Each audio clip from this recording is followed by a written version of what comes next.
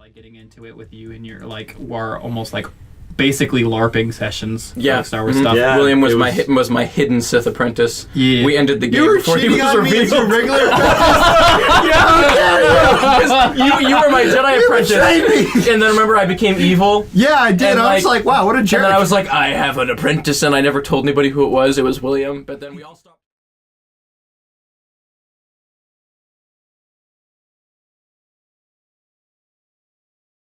Hello there, and welcome to another episode of Inconceivable. Today I'm joined by Wesley, Alex, and William, and we're going to talk about Star Wars. Hey. This is Gordon, by the way, who's speaking. I am your host. Did you not introduce yourself? I did not introduce myself. Here's everyone else, and then this is the voice in your head. I am your conscience. The disembodied voice you hear is Gordon. It's To be fair, we're all disembodied voices at this point. Ooh. Well, unless they're watching the video, That's true. which you should. You should, because we are very interested about that. You can find the videos for this podcast and all the things we produce on our YouTube channel, Geek Kind. Yeah. But yeah, so we've been wanting to do this episode for a while. Mm-hmm. Mostly, been wanting to pick Wesley's brain and reminisce about our what Star Wars kind of means to us, and that's actually going to be the first question. I have two here. What does Star Wars mean personally and culturally, and what were your first encounters with the franchise? So those two I feel kind of go together. If you guys want to just jump into that, we can get started. Yeah. So what does Star Wars mean culturally and personally? I think culturally, it's probably like the defining sci-fi. I mean, it probably battles for that spot with Star Trek, but I think kind of like with how Lord of the Rings shaped fantasy. From then on, I think Star Wars has really shaped what it means to make a sci-fi universe from the point of its conception onward. Personally, for me, Star Wars was like my first fandom. If you don't count Superman, but Star Wars is. Well, I consider fandom being a part of the community. Okay, It's not just liking something; it's actually engaging within. Because you didn't have a bunch of friends who all played Superman together. Everybody else hates Superman. Y'all stink. We heathens. Yes, exactly. No, so yeah, Star Wars is probably my first fandom. So I guess it has that kind of meaning to me. And like Alex and I were talking about earlier, just countless hours and days spent on Wikipedia after school, just Wikipedia or Wikipedia? Just to clarify, Wikipedia. Yeah. The Star Wars Wiki. I don't think I've said it out loud very many times in my life. So I just say it in my head Wikipedia. It's a great website, by the way. Yeah, you kidding me? I had my own page for my made up character. You insert yourself.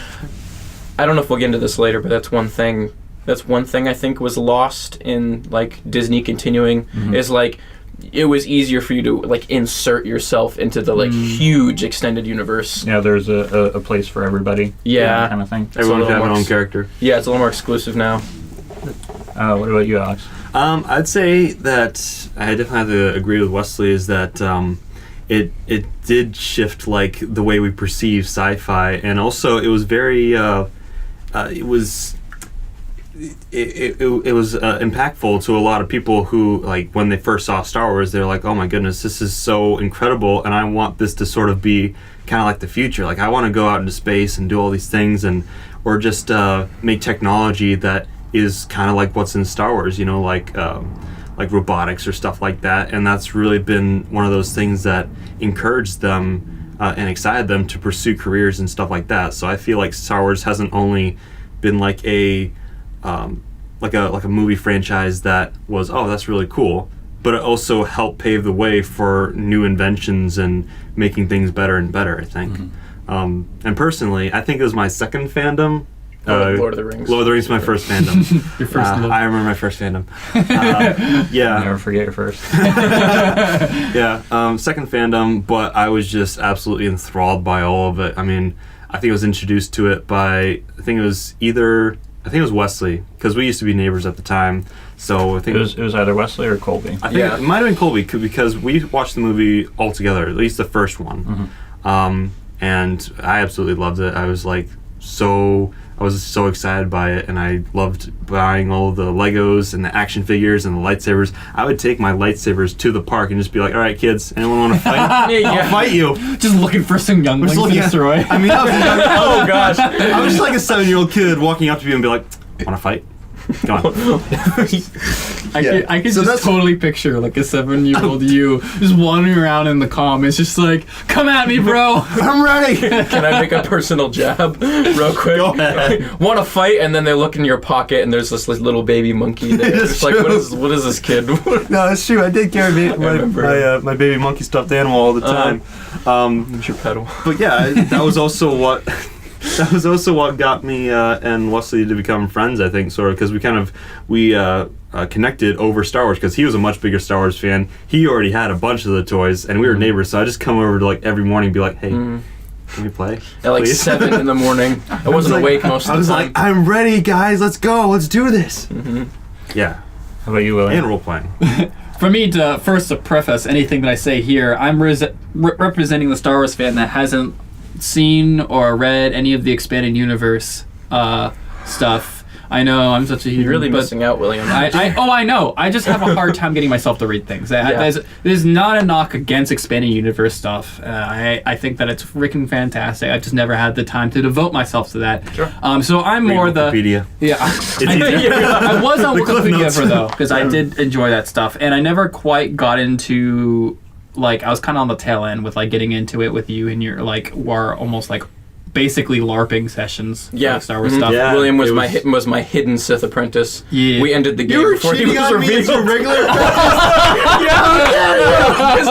You were my Jedi apprentice. betrayed me. And then remember I became evil. Yeah, I did. And, I was like- like, wow, what a jerk. And then I was like, I have an apprentice, and I never told anybody who it was. It was William. But then we all stopped playing before, like... Before you could bring him in. Yeah, exactly. You know what was funny? Our Jedi trials consisted of us running to the stop sign in the mobile home park and then running back, and then you're like, all right, you're a Jedi. I used to Oh, like you're a torture. Jedi. I used to like torture Alex. Yeah, it's like, you gotta do That's a this and thing. this and this, and I'm like, why? Oh man. But you also wrote booklets, like cartoons of the stories after Yeah, I probably the still movies. have them. I think I have one. I of those. wrote my share of fan fiction. Yeah, oh man, fan fiction. I know. I wrote mine too. Yeah. They were stick wars. I used to draw them in school. Yeah, you did. Yeah. There's- I think I So also good. included everyone else's characters in it. You might have, yeah. You were a Wookiee for the longest time. I was a Wookiee for the longest Nice. time. I don't remember. I think that was probably Young Jedi Knight's influence on that. Yeah. I was the I'm same- pretty tall. You know, Yeah. I can hack that. I was the same Got some alien shaggy as hair. Greedo. I'm trying to remember. You were Rodian? Yeah, I was a Rodian. Rodian. Yeah. I say was, but like I never really get to do It's anything. so weird thinking of a Sith Rodian, you know? Yeah, no, I thought because I thought it was unique. It was cool. Yeah, So- I could definitely see how that would appeal to young William. yeah, it's true. I was It's like Jar Jar's a Sith. But yeah, so I never like, even though I wanted to, I just never ended up finding my place there. I would consider my first true fandom to be Doctor Who, which kind of came after Yeah. that. Star Wars had very much the fundamentals for me to get invested in that. It just never ended up getting there for whatever reason. Yeah. But I still love Star Wars. I did watch a good portion of the Clone Wars when that came out. I was really into that. And I'm a huge fan, and definitely like as big as a fan as I can be with only watching the movies and shows. Yeah. You know, like I have gone up to that extent, and if I had more time, I'd take that fandom further. But I'm kind of at like the high level of casual. So It's very hard to get into new fandoms now and like just go for Yeah. all of it, basically. And I feel like it almost benefits you at this point in the game because of the way that things have changed. yeah, You're we're not about to hurt- dive right you're into not that. hurt as Not having any sort of baggage. So for myself personally, again, Lord of the Rings was kind of my first, like the first real thing that I was like super passionate about. But I remember It really brought on the Fellowship. Sigh. Shut up. This is why I'm a Sith. Because you're He makes puns.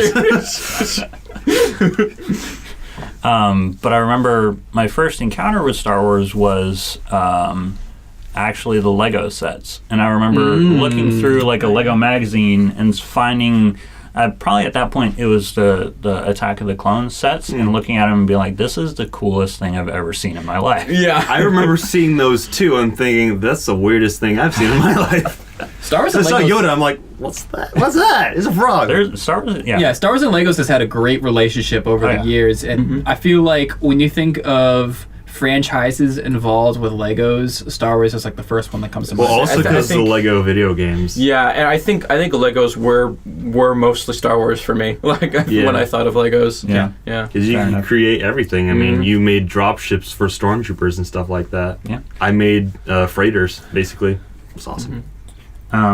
Also, let's see, where was I going with that? So for me, I think Star Wars it's not just a sci-fi series. It's almost like a fantasy series set in a sci-fi universe. Yeah. Right. And I feel like it's really important, like culturally, and like it speaks to a lot of people because of George Lucas's idea of it being kind of the new, like in the same way that Tolkien wanted new myths. Yeah. To kind of create.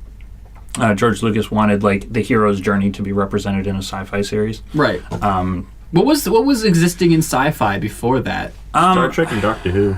I feel like I feel like they true. predated And it. Flash Gordon. Flash Gordon, and Star Wars is kind of Heavily influenced by Flash Gordon. yeah. Because I remember when they were first pitching Star Wars, one of the words that they constantly used was soap opera. Yeah. Which is kind of Or laughable. space opera. Or space Yeah. opera. Yeah. It's kind of laughable looking back at now. It's Yeah. like that's what they were pitching it as. Like I kind of get it, but at the same time, you would never today associate Star Wars Oh, with. let's face it. There's a lot of drama I mean, in there. Star Wars still is a space opera. Yeah. But we don't use that terminology I was gonna say, anymore. like, to think about it, like, again, I was just thinking, it's like, oh, but we don't really use that to, because what we associate that with now today is those really, like, obscure, like, dramas that you see on TV that, like, very select devote people watch. When you watch a Star Wars movie, you notice how it has so much more weight and drama to it than a normal movie does. Yeah. You notice that? That's because it's a space opera. Yeah, it's like grand spectacle, and like emotional intensity. Yeah.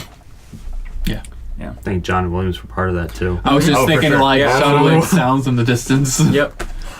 So my next question is, what do you guys think of the trajectory of the franchise over the years? Because you start off with George Lucas having like his own kind of vision of things, but being beholden to 20th Century Fox, and making like his 3 movies and gaining more and more influence over the projects as it went along. And then you have, the prequel era where, or you have in between that and the prequel era where people like really kind of take this on and start making their own products that carry on the legacy more or less. And then you have prequel era where George Lucas can do whatever he wants, and for better or for worse, he continues his vision. Yeah. And then in 2012, I think Disney buys Star Wars, and they blank slate any of the expanded universe content that came out before. And in 2015, we got A Force Awakens. I think that's a good place to start, was when Disney buys Star Wars. I will actually go first, only because I know that I'm going to have the most positive view of this, and it's going to be transferred. I want to kind of set the stage, though, Sure. with, I think that I actually have a pretty positive take, because I think I do better with change to stuff like this than most people do. I enjoyed the movies. I think that Disney had to do what it did to make movies, because I think the expanded universe was too big to have expanded too much. Exactly, it was too big for there to be room for any new movies to take place. It would be either so far into the future people wouldn't be able to connect them. Right. The original cast was too old to be rehashing any of the storylines that had been put down before, and We weren't about to recast those people. right. Exactly. Or if they were going to make new content, the expanded universe had already covered thousands of years after Episode 6 at this point. Really? Yeah, Cade Skywalker Was that is thousands way of out years? I there. thought it was just hundreds. Is it hundreds? So maybe it's just hundreds. Because Darth That's Krayt still is a in long that, and time. he was an old Jedi from the Old Republic. So. Yeah. So kind of jumping off that, what I'd like to compare this to, and why I think that people shouldn't be as upset, because I think that because for me at least, the expanded universe didn't really change much with that move, because we never saw any of that stuff really affecting the movies. The most effectiveness that we saw it change was in the Clone Wars. That's the most we saw expanded universe come into play. And even then, it wasn't always faithful to the expanded universe. Sure. So I don't think that really anything has changed in how Disney looks at expanded universe. They're still pulling inspiration from it as we speak, but they're just like, hey, there's no way we can like honestly live up to what this expanded universe, and we just have to simply let it be its own thing. And in its way, almost denouncing it from being canon is the most respectful thing they do because it keeps it as exactly as it is. Can I interject there for a second? Sure. I think you're definitely right. But I think for most fans, it wouldn't be so much that it changed anything from the movies or affected the movies, because I think as the expanded universe grew, the movies fell out of the set of like the spotlight for what Star Wars was. It wasn't the movies anymore that defined what Star Wars was. Star Wars just was this thing with like parameters. So, and the authors tried to keep things within the bounds. Like you can see them like referencing everyone else's work in the universe. Oh yeah. And like I think to a large extent they did the same thing with the movies where.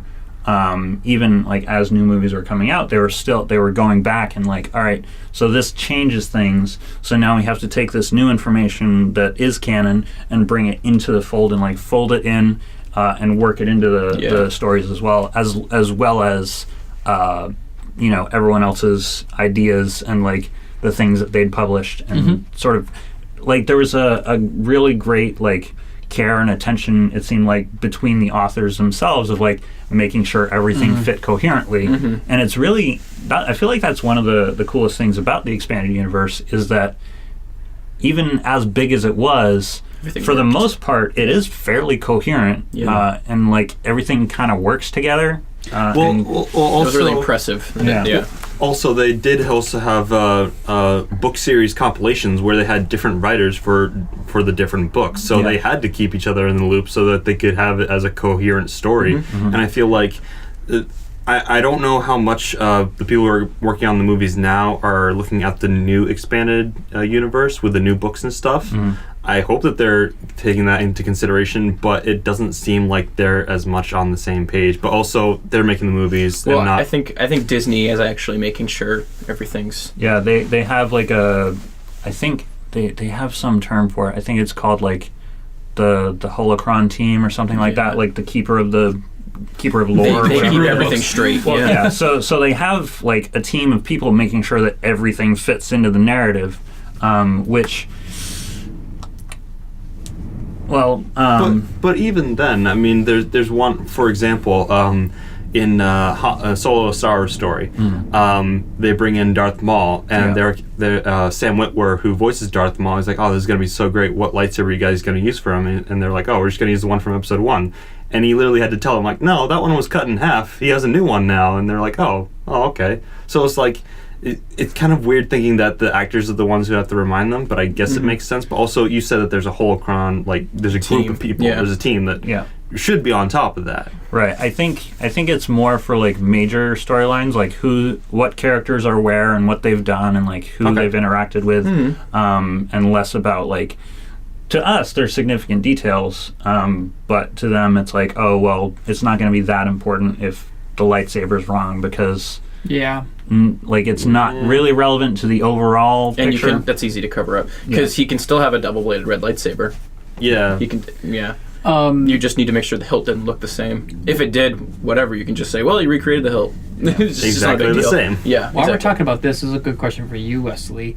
What makes the Star Wars expanded universe different to, say, like Marvel and DC comics, and how those are treated from comics to movies? Well, they always reboot Marvel comics. Really, yeah. No, I'm saying like there's some distinct differences. Like what's the difference between the Star Wars expanded universe and the Marvel cinematic universe?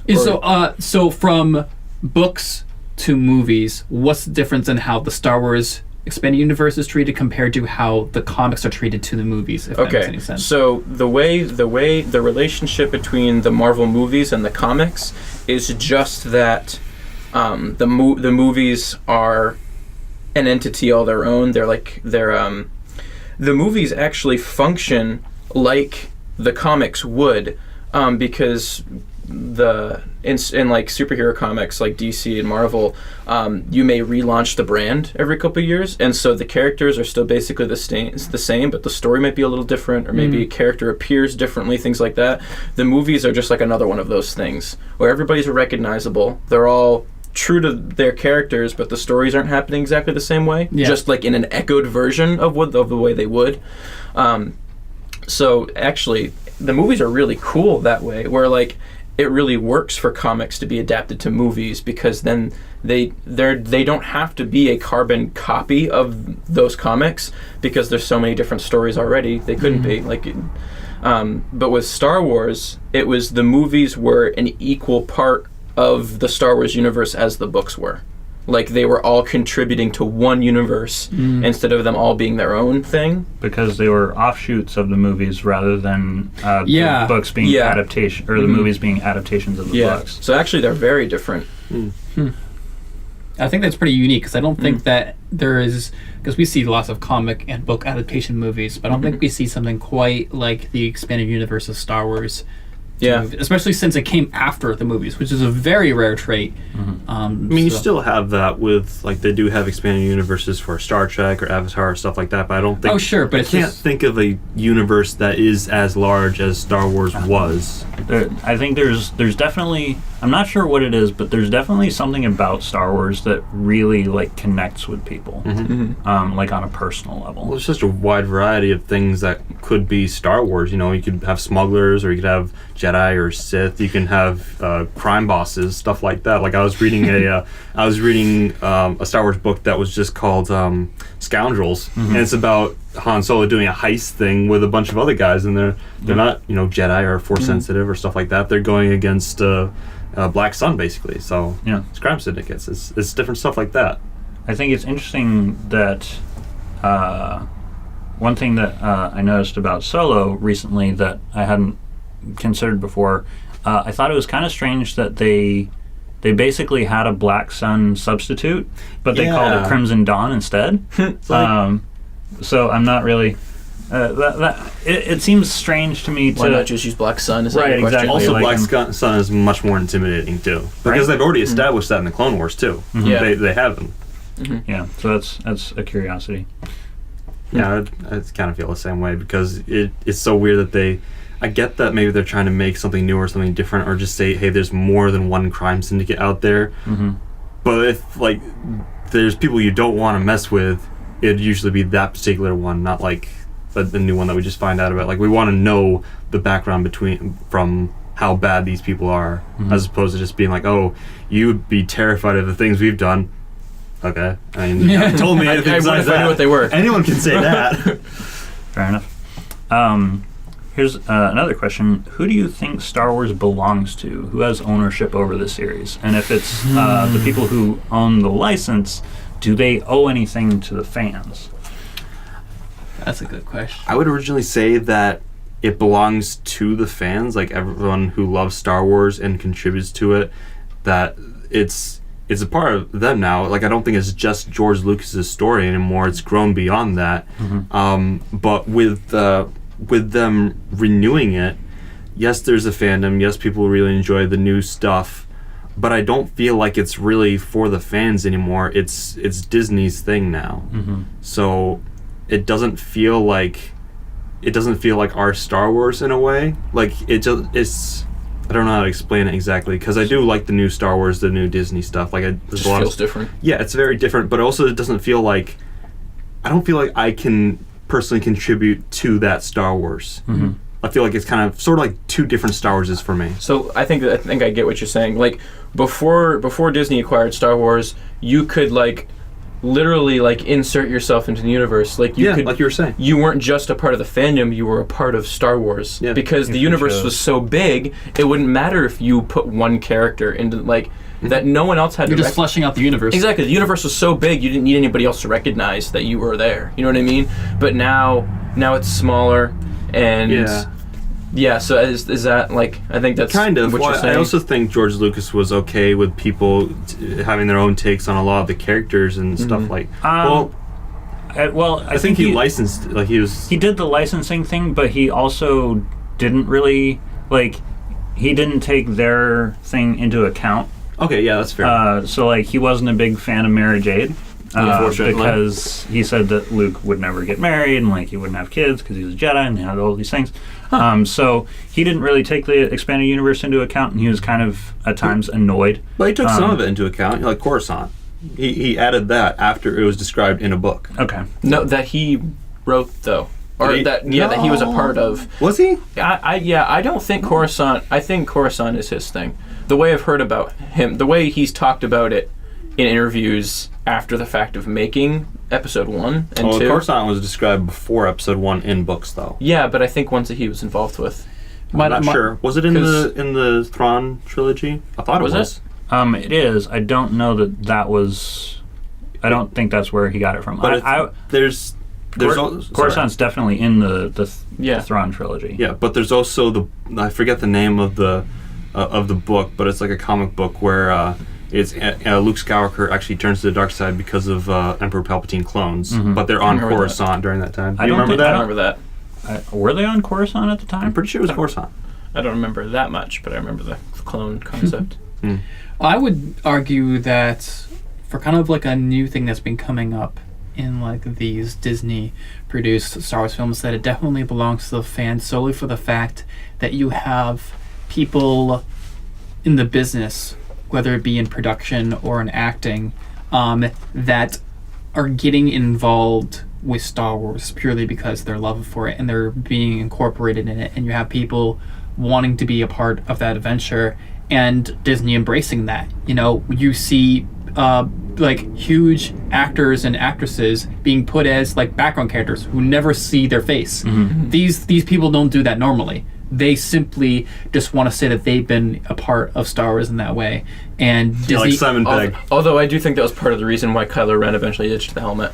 Yeah, He wanted to be like, I think that had something to do with it. They wanted the actor's face to be seen. I think that was a Ryan Johnson thing. I think he just didn't like the helmet. Oh, really? Yeah. I think it's coming back in this movie, though. Well, basically what I'm saying is that it's in a scenario where these actors and actresses like live off of being recognized and stuff like that. This is the one exception where they say like, I don't care about that. I just want to be a part of it, even if they're a stormtrooper who doesn't even get credited in the credits. Like, Oh yeah, Tom that's right, Hardy. Daniel Craig too. Yeah. Yeah, no, Daniel Craig was in the credits. I think he was in The Force Awakens, but Tom Hardy was in a deleted scene for The Last Jedi, and they cut him out. I think you were. Did you mean actually in the credits or just like? oh well, some don't of ever see them their like I think face. some They of just them want to have- be a part of Star Wars. some of them have the the credits, some of them haven't, because sometimes they do that with extras. But yeah, They don't Daniel get Craig was the stormtrooper that Rey like convinces to let her go in the first in it's New true. Hope. And so you see stuff like that where it's purely for the love of it, and I think that you have one, the people wanting to do that, and two, Disney embracing that, because Disney could be like, no, we're not going to like go out of our way to involve you in that. You're just going to grab an extra for that because that's kind of stupid. No, Disney's like,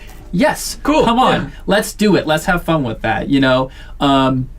Because that's like the extra effort going to it, and I think that that's Disney acknowledging the fact that this is for the people who love Star Wars, and that they're going the extra mile to, even if it doesn't seem like Disney is because they're a big corporation, I think that they are legitimately trying to show that they're doing this for the fans. I kind of disagree. I don't think it's like that high up. I don't think it's Disney.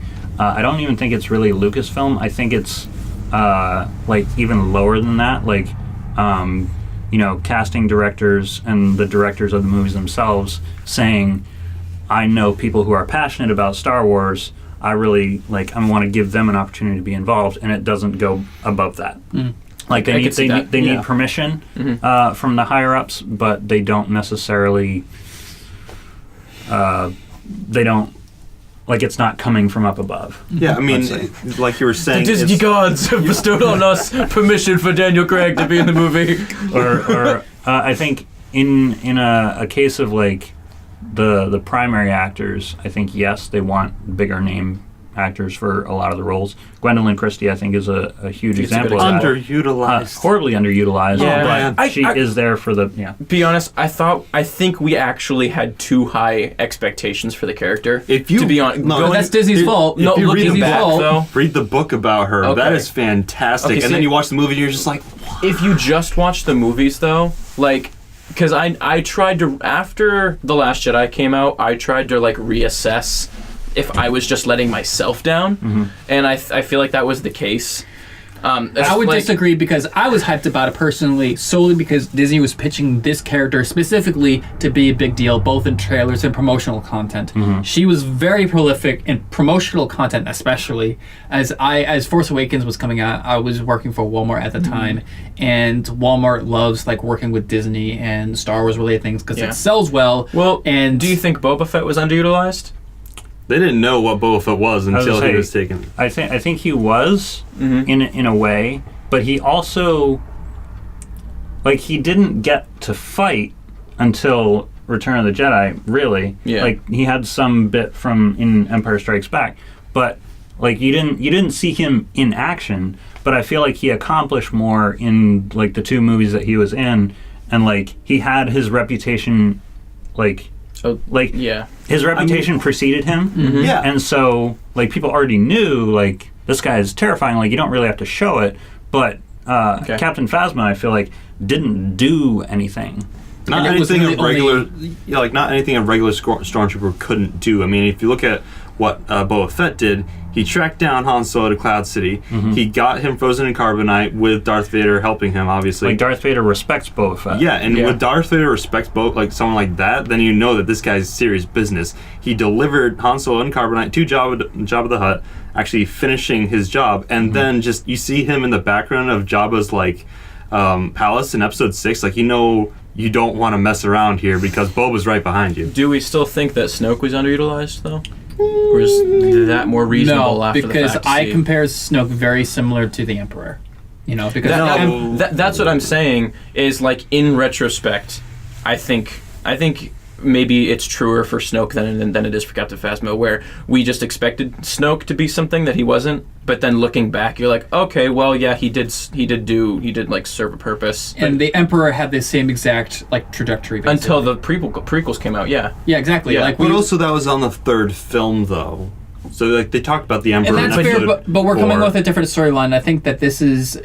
You're looking at a very clearly you knew from the very beginning this is a story about Kylo and Rey, and I think that taking him out of the picture is important. I think what you guys have said though is a good point. I would have liked Snoke's reputation to precede him more than he's just on this, because when you introduce a character like that, I think you expect that they'll be around long enough to make a name for themselves. Yeah, I think a large part of the build up for Force Awakens had to do with promoting certain characters and both in the film and outside of the film, and kind of building them up in a certain way.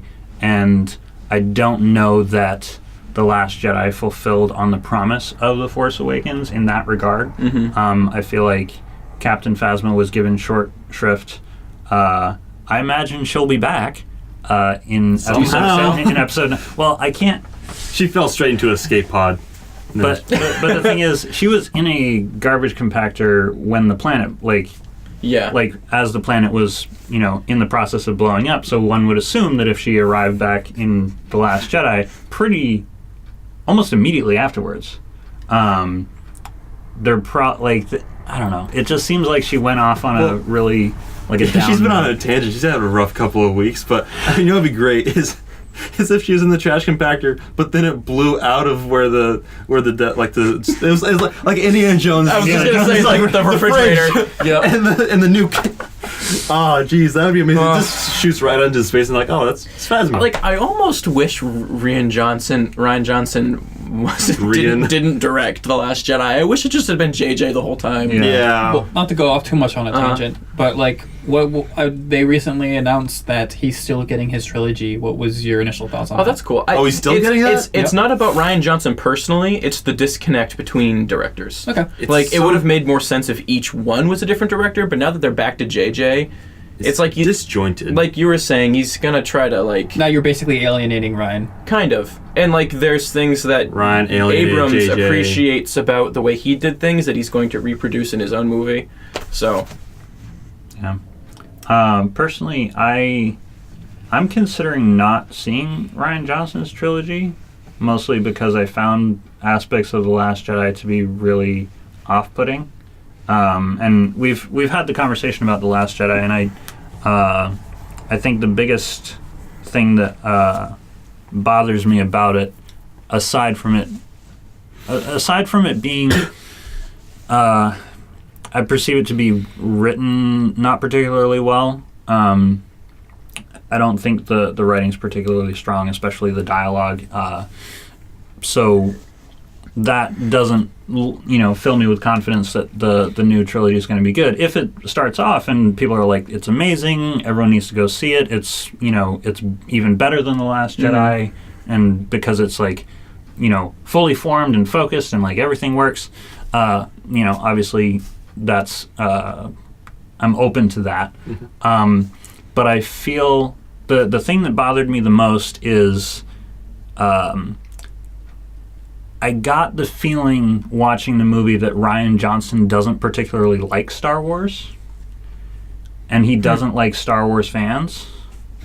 And he's kind of like the position where, like, I know what you want and you don't know what you're talking about. Right, and kind of a, like he keeps talking about playing with expectations. And like I can see him doing that, but the thing is, if you can see it working, it's not being done well enough, right? So like if you can see the setup, and then it just like goes completely an opposite way, like if it's a really obvious setup and you just like take a complete left turn, it's kind of a like, oh, you were kind of stupid for expecting it to go this way. But like, even if it's like a fairly standard setup and it goes in a direction you don't expect, like there's a way to do that is gratifying, but doesn't make you feel like an ass. And I feel like that's kind of the impression that I get from The Last Jedi in a lot of ways. I think that's fair. It does feel like you can't take a critique. That's a Yes, there's an argument to be made. That's a rabbit hole we don't. I will have to go definitely say that I do like JJ as a director of in general and of Star Wars more than Ryan. I don't hate Ryan, but I mean, like, it's kind of hard. Like JJ is like, I think, one of the top 10 directors in film out there right now. He's doing absolutely outstanding work. He's had a very good track record in these past decade. And is definitely becoming one of the most defining directors of this generation. Very prolific. Absolutely, and he's dealt with he did Star Trek. He did them justice, and he's dealt with a lot of like risky projects. And for the most part, he's delivered on every single one. And he's also a huge Star Wars fan. So he did Star Trek, and he wasn't even a big Star Trek fan. So then he does something that he really does love, and he's like, "Well, I'm going full throttle with this one. I'm going to do everything." And at first, he was very apprehensive. Yeah, that's true. Really didn't want to that's the thing, is that he didn't know if he could do it justice, but he felt like he didn't. I think he said like later on that if anyone was going to do it, he wanted it to be him because they didn't want anyone else to like. Yeah, it's kind of like a weird disconnect. So, and then you see what Rian Johnson does, and you're just like, it's not the same. It doesn't. I don't know if he was apprehensive. Like, can I do this justice? It's such a big and like important thing, especially to Star Wars fans. Yeah. So. So I think we can move on. I think we've covered that section. Why do you think, and we've kind of covered this a little bit, why do you think the Star Wars fandom is divided, and how big do you think the split is? I think the split's gotten... I think people have had time to cool down at this point. Okay. I think it is a relief to a lot of Star Wars fans who were discouraged by some of the newer stuff that JJ's back, and that they're also bringing back Clone Wars for a final season, and that there's a new TV show that's going to be coming out that they can...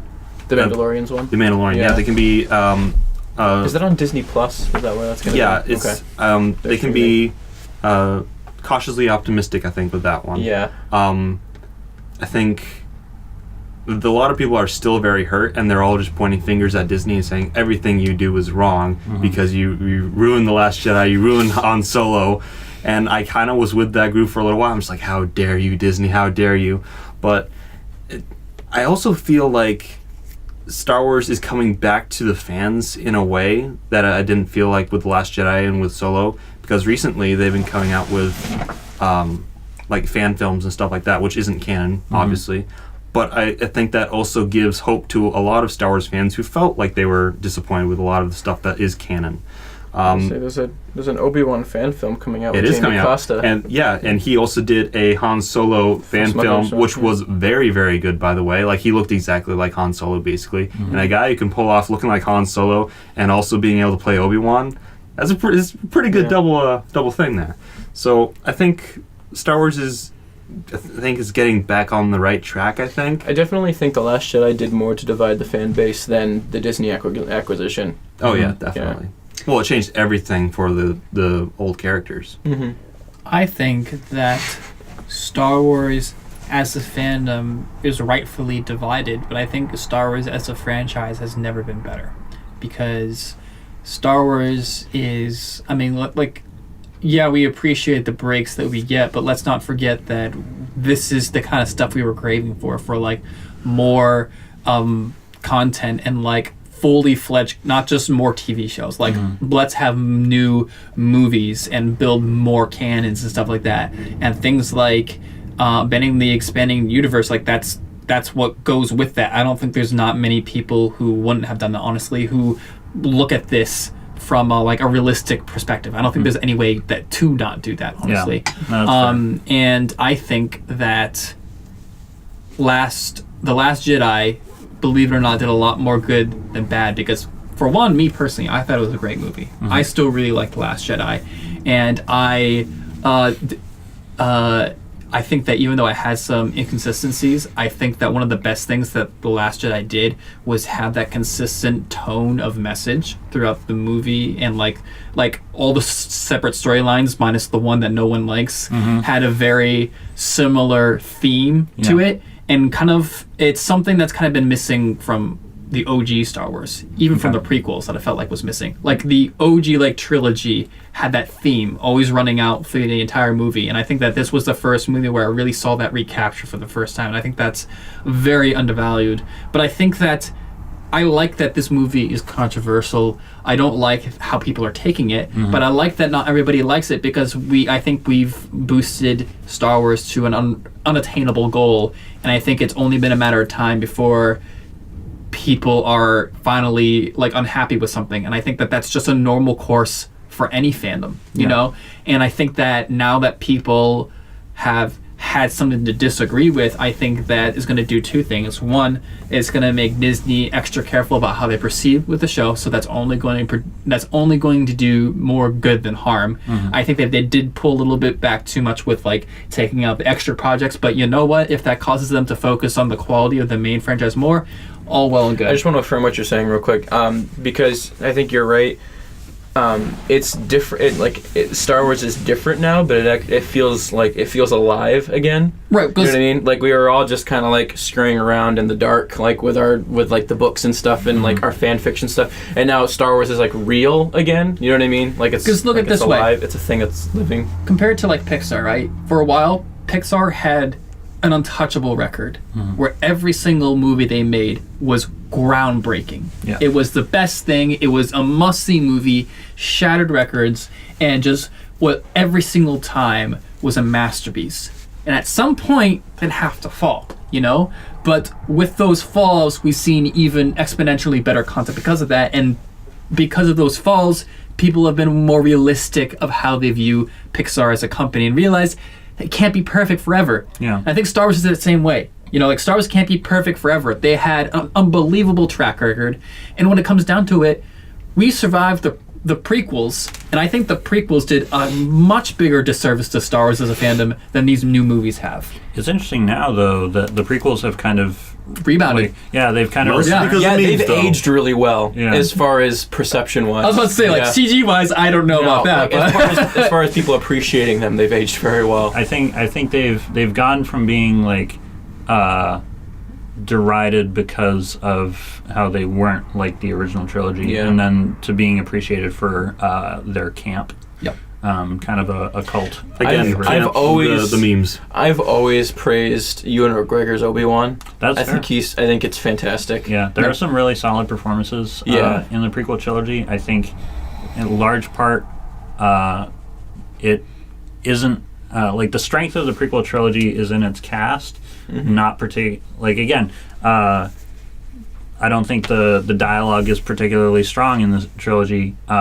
which No. but the thing is, I think that speaks to like a single person having like direct, like from the person who's writing it and directing it, translating it directly to the movie. I don't think is a good idea. I think you should have one person writing it, a different person directing it, and then and definitely having like not like super intense producer input, but someone to come along and be like, and not be like, I don't think the audience is going to understand this, we need to make it dumber, which is a lot of what it seems like producers do, but have someone be like, this is too much, you need to tighten it up, like do a little thing here, and bring it in together. You need someone Kind of like a Kevin Feige for Star Wars. Maybe a little more. Yeah, I think so someone brought up that it would be nice if Star Wars had a Kevin Feige. Okay. Just someone to have like an overall picture for what it should look like. And someone was suggesting. Actually, I'm going to shout out another podcast. I'm going to shout out another podcast. Colin's Last Stand. He has like a bunch of different podcasts, and he and his brother are also like, they're like OG Star Wars fans. They're like in their 30s or 40s, and they were talking about it, and they were saying Timothy Zahn would make a great like godfather to the Star Wars franchise. Yes. What has he done? He wrote the Thrawn books. Okay, cool. Okay. And wrote a bunch of other books as well. But I feel like out of all of the writers that have contributed to the Star Wars expanded universe in the past, I feel like he has contributed the most and really like understands what Star Wars means. Yeah, he's the iconic like book author for Star Wars. Right. For Star Wars books. Like people look back to his stuff, and I think that's also where a lot of it originated, because he had the birth of Jason and Jaina Solo in the Star Wars the Thrawn trilogy, which then proceeded with like dozens and dozens of other books afterwards, and people always go back to that because that also came out before the prequel trilogy. So like, all right, what's next for Star Wars? Look at the books from this era. Oh, Timothy Zahn, these books. This is a weird time to make it, but I'm just making this connection. Do you think that because now it's canon that Luke did never get married and did never have kids? Do you think that the Disney movies now actually reflect more of what George Lucas wanted than the expanded universe ended up having? To a certain extent, I think so.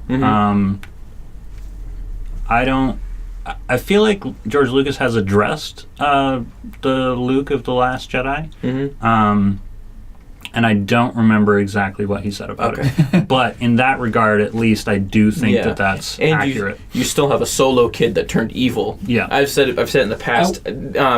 Kylo Ren really isn't that different from Jason Solo. Maybe a little bit, but he just doesn't have any siblings. Exactly. And Han Solo and Princess Leia never got married. Or did they? I thought they were married, and then I think they were together. Unclear about it. Yeah. So I think I want to add, kind of going back just a little bit to your point about like George having like almost too much control over like too many aspects of the movie. And, I think if you look at the behind the scenes of the prequel trilogy, it's him saying, "I want this, and this," and people just going, but nobody feeling comfortable saying anything because he's completely financing the whole thing. Lucas. Yeah. And nobody feels like they can tell him no. And up till that point, he had done no wrong. So it's like, who's to tell him? So I don't know. the thing is, They fixed it. George Lucas isn't particular. Like he's not a specific director. No, like in regards to Star Wars. And Star Wars wasn't always just his. Who was the other guy? You mean like for a Empire Strikes producer, Back? or There was The another director. like they were. so Lawrence Kasdan wrote, I think, The Empire Strikes Back, and Erwin Kershner, I think, directed it. And George Lucas actually wasn't thrilled with The Empire Strikes Back. He didn't like the direction that it went, which is kind of ironic because it's almost everybody's favorite Star Wars movie. So he actually took the reins back for Return of the Jedi. I think he hired a director and maybe a writer, I'm not really sure, to do Last Jedi that they were less experienced. And this is something that's, I think, translating to both the Marvel movies and the Star Wars movies that Disney does now, someone who's less experienced and who has less weight to throw around in terms of the creative process.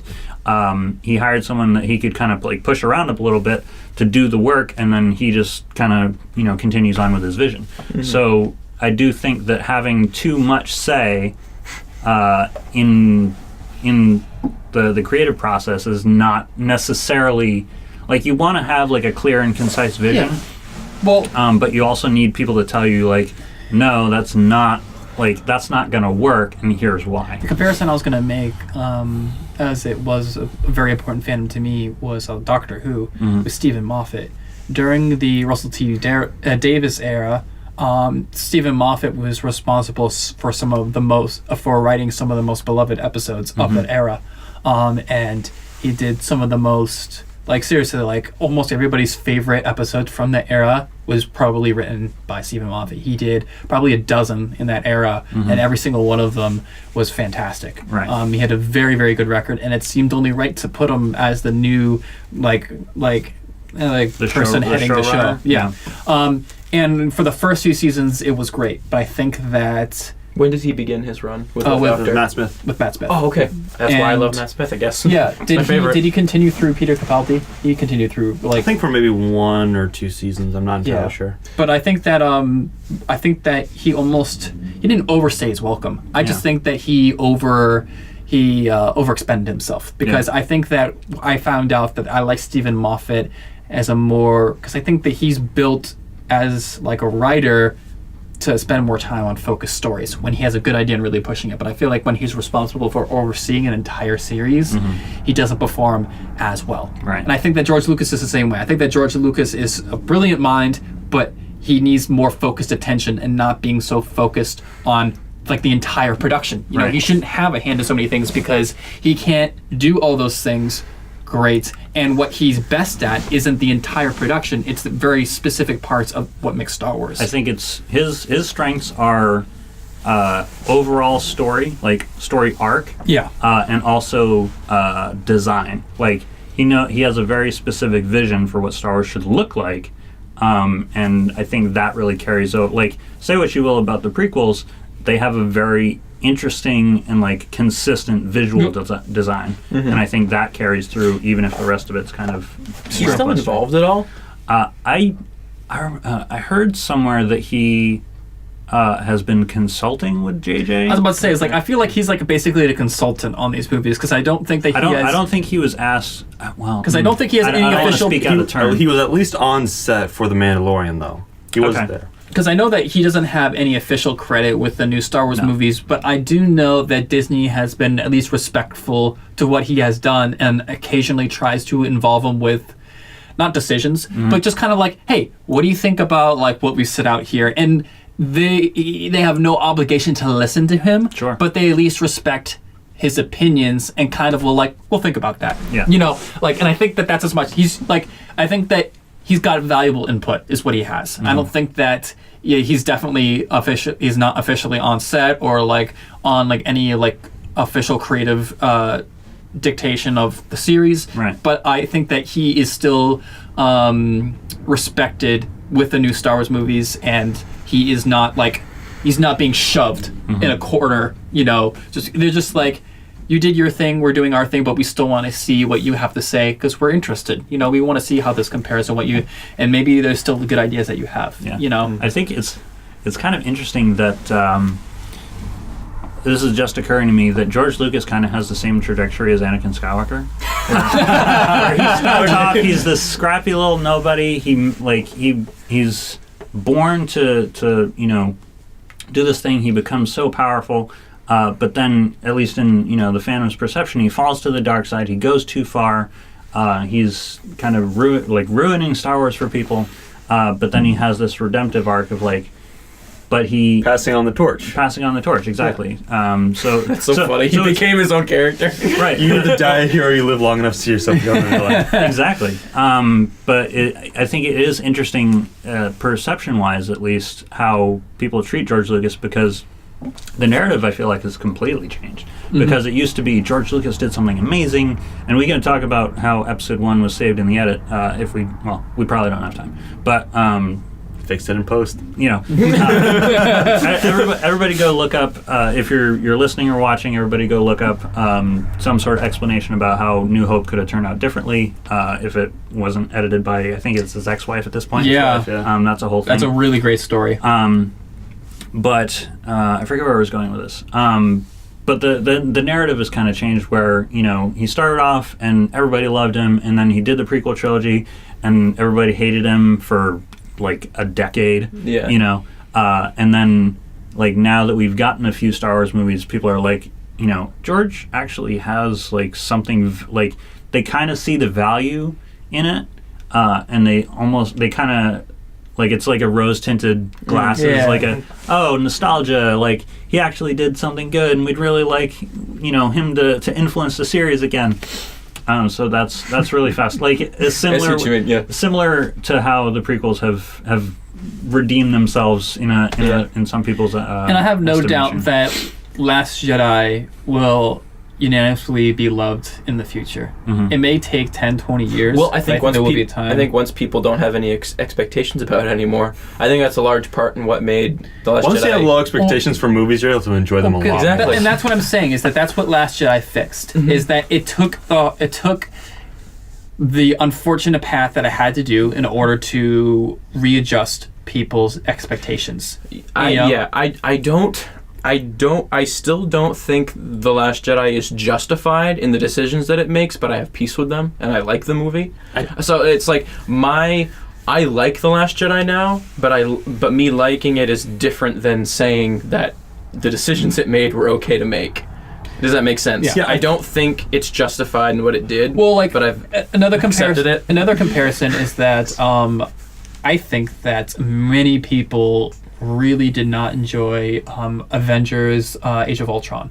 Because the Avengers movie, when the original Avengers came, it's so important though. It was like a big freaking deal because it was important. It's but important. also the hype was real, and they delivered on it. Yeah. Not only that, but like, I don't want to cut you short, but like,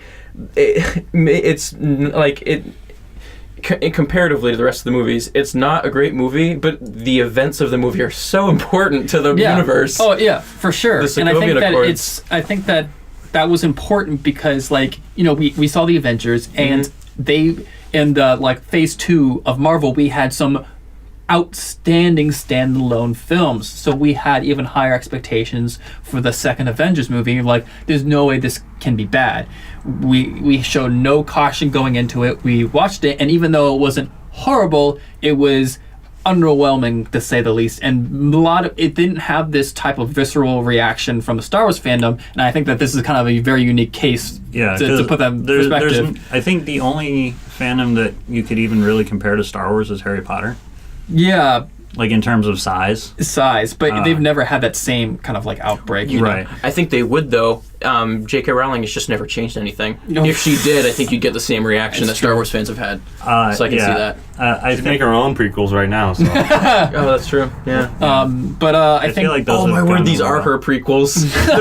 they're little my word prequels. They are. But the thing is, she's a writer, and her books were adapted to movies. She's that's true. She wasn't a movie maker and starting out over from But basically, what I was saying is, so because now we look at how Age of Ultron changed, it lowered our expectations.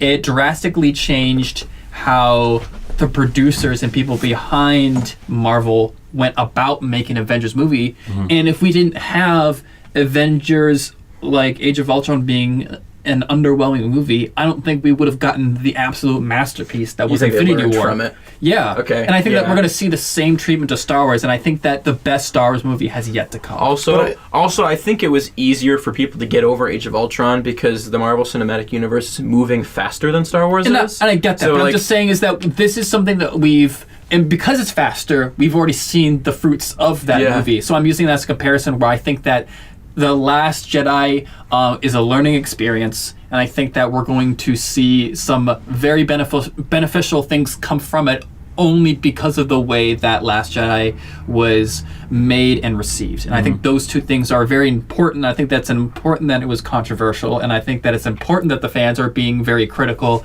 about the fandom as a whole and not just loving every single piece that it's put out. Yeah. We've done that before, though. We have, but like this is a different situation because we're looking at like a rebooting of this entire, not rebooting, but like, because before then that was just kind of like George continuing his vision and kind of completing it. This is something like, oh, we're in uncharted territory exactly now. yeah. So like when we're looking at franchises like Marvel with like hugely successful things, I mean it's still under the Disney umbrella, and trying to replicate that, I think that this is a very necessary step, as we've already seen in my example of Avengers, of how they've used that to ultimately make a significantly better franchise as a whole. And I think that that's the end result of Star Wars in the future. And I think one benefit from the aftermath of The Last Jedi carrying over into the performance of Solo, there was a lot of concern early on that they're doing too much too quickly, and there was going to be burnout, and people weren't going to be as excited about Star Wars if you just have a movie every year, which hasn't happened to Marvel yet, I don't think, at least not for people who are really invested in the universe. Yeah. But I do think that as much as we're disappointed in not getting an Obi-Wan standalone film, I do think that putting kind of a pause on the yearly releases was a good decision from Disney. As much as that sucks, I think that we'll eventually get that movie. And I think it will really help the hype for Episode 9 because it's still shrouded in so much mystery. The Star Wars world has gone dark since Han Solo. Yeah. The only thing we've had is fan films. We don't even have a title for Episode 9 yet. Yeah, so we don't. That's crazy. And it comes out we didn't have this year, December. Yeah, well, we didn't have a title for Episode 8 for the longest time. I was going to say, although I don't want it to go too long without giving us a title, because then it gives me the Han Solo feel May of the like, 4th. well, this snuck up on me. Well, just give us May the 4th. That's what I'm saying. I think that Disney's purposely holding off until after Avengers is done because they know, I mean, it's their same market. They know that people are extremely invested in Avengers right now, and they want that to be over, give it a week or two to cool down from that massive hype, because you're looking at a very, very So you think maybe point. in May they start talking about Star Wars? Absolutely. I think that's that makes sense. time. May the 4th be with you. What if we get our first trailer on May 4th? I'd be pretty happy. Yeah. That's the way to do it. I think one of the things that you can say about the performance of Solo is that it came out too close to Endgame or Infinity War. 100%. I think it was like a month before, or like 2 weeks before, something like that. And I think that came out a month afterwards. Month afterwards. And also competing with its competing with its own movie. It was only a few months just past. Yeah, 5 months after Last Jedi. It's too close. Yeah, it's too close. Once every Christmas, Yeah. So going back to how the fandom is divided, I think this is going to be our last question. What do you think we can do to bring balance to the force? As it were? What are our responsibilities as fans of the franchise? I want to say that be more almost forgiving feeling of the decisions that are made. I think that almost being inspired by like the memories that you guys are bringing back, even though I wasn't as big of a part of them. I think that the community needs to do a better job of not complaining so much about what is being put out there and contributing more to the fandom itself. Like you said, you feel like you're missing that connection at the old one. I think that that's not something that Disney is responsible for. I think that's something that the fans are responsible for. I think in Star Wars absence, that kind of excitement of doing things like that for Star Wars kind of died down a little bit, because you guys stopped doing that not because of the new movies came out, just because like a lot of time had passed and you kind of moved on to other things like Lord of the Rings, Yeah, so you're like 17. It's a little too old to be running around like a cape with seeing the fan movies is seeing those fan movies is a great step in the right direction. I think the fans need to do a better job of contributing to the fandom as a whole more if they want to recapture the original stuff that they loved about that. And I think that's on the fans and not Disney. Yeah, I'd say that the fan films are something that's really rejuvenating people's appreciation for Star Wars, because it's made by fans for fans. It's not being monetized. They aren't getting anything out of it. Star Wars Theory, who created the Vader fan film, he literally just said, "I made this for fans, and if it gets taken down by Lucasfilm or if like I can't make episode 2, that's okay because I still did something for the people who I care about, and he's doing it because he's such a big fan of Star Wars, and he feels like there's a story that I want to tell, very specific, about a character who there's a time span that hasn't really been addressed that much, especially in the clean slate after they've pretty much X'd out all of the expanded universe. And if you get a chance, guys, read James Luceno's Dark Lord: Rise of Darth Vader. I haven't read that one yet. It is no longer canon, but it is also a phenomenal exploration of Darth Vader post Episode 3. Yeah. So continue, please. Yeah, but I feel like this is one of the steps in the right direction to bringing fans back from being so hating and like very angry about everything. 'Cause I know a lot of YouTube channels who are just look at everything that Disney's doing, or the producers or stuff like that, and they're just like, oh, you're messing up again, or these people are messing up again. Ryan Johnson said this, and it feels like they're just going over the same thing over and over again. It's like, guys, we love Star Wars. Let's bring Star Wars back. Like if Disney can't bring it back, we can still bring back what we love about it. You know, it doesn't have to just be official stuff for us to appreciate Star Wars. Yeah, and I think I wasn't appreciative of this line in The Last Jedi when it was uttered, because I felt like it didn't work in the movie, and it was delivered kind of strangely. But we're not going to win by hating the things that we love, or like killing the things we love, killing the things we hate, but by saving the things we love. And I think remembering, what's special about Star Wars, and like you said, trying to contribute. Who said that? Rose said that. Rose said that when she right after they tried to save people, and then they all died because of the that's right. boom thing. Yeah. Whatever. Anyway, moving on. But yeah, so I think that so that was actually we won't get into that. But I think that's a good message to go out on, where we need to remember and put forward the positive and enjoyable aspects of Star Wars, like the things that we resonate with. We need to focus on those things and kind of, acknowledge, flaws, and like make sure that we communicate respectfully and kindly about, our feelings on the direction that they're taking, but ultimately just to focus on the good and move forward in that way. Do you have anything else to add? That's good. All right. Well, I kind of want to ask another question, though. Sure. Yeah. Where do we think Star Wars is going from here? I guess this would basically be like, what do you think Episode 9 is going to be? If you can even conceive of that. I think that I think I have no reason to believe. I'm trying, because I've been very much benefiting from not overhyping movies. But I have no doubt in my mind that Episode 9 will be one of the better Star Wars movies we've seen. I think, like I said, I think that we're set up with Last Jedi and the expectations. I think that not James Cameron, J.J. Abrams has a very clear focus of what he wants to do and how to end this right. This is a trilogy, right? Yeah. Okay. So like I have absolute faith in him. So there'll be finality in this next movie. The Skywalker solo saga will come to an end here, I believe. And I think that's what they've said. And then I think ending this trilogy will be a very key point of moving on to newer and better things by, believe it or not, leaving the Skywalkers behind and maybe focusing on some other Jedis, or not even Jedis, just other parts of Star Wars, because as we mentioned from the beginning, Star Wars is just so huge, involves so many like different types of characters, and we've like glorified these Jedi characters specifically. Do you think these new 3 movies are like the launching pad for the new Star Wars universe that Disney's creating? Kind of like we are still going to be getting Star Wars movies. We wanted to start with something familiar so that we could get people invested again, to get people hyped. And they kind of hit a stumbling block on the way, but I think that's like I said, in the end, it's only going to benefit them as a learning experience. What if they're launching a Star Wars cinematic universe? I would have like the Marvel one, where they're releasing movies that are interacting with each other. I don't know if you can do movies like that without characters as iconic as the comic book characters. Yeah, because they already have the Avengers comic books.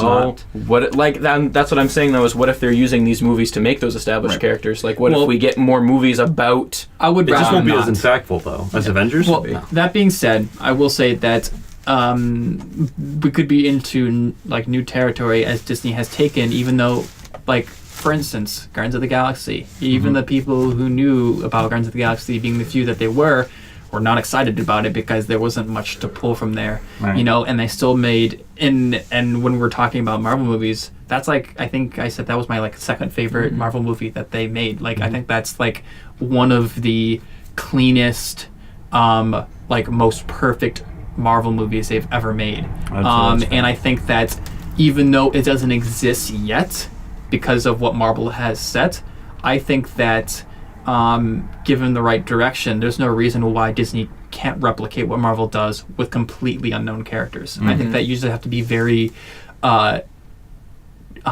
very direct in how you pitch these movies, and I think that because how big Star Wars is, that's all you need. Yeah. You know, And there's room in the universe for everyone to play. I think that's an important takeaway. I think themes is going to be important too. Like, yeah. you need to sell not just the character but the theme. Yeah. So you're going into this like having a movie like we kind of saw, but I feel like it wasn't pushed enough. Like, this Star Wars movie about Han Solo is going to be like a heist style movie. Like, we need to have more thematic Star Wars movies that take Star Wars in new, different directions.